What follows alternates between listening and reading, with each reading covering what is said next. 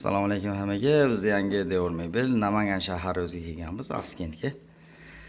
Xo'p, bu yerda 3 ta joyimiz korpusli variantda bo'ladi. Deraza turgan joy o'zini holida qoladi. Chunki derazani havo almashtirishga ishlatishar ekan. Deraza qoladi. Sekin ko'rsatib borib. Yo'limiz korpusi tayyor bo'ldi. Xo'p, ikkita tarafi